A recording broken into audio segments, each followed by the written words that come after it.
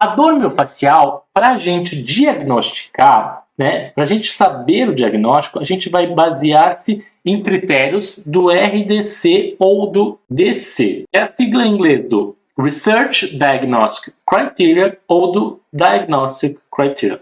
Critérios diagnósticos para DTM.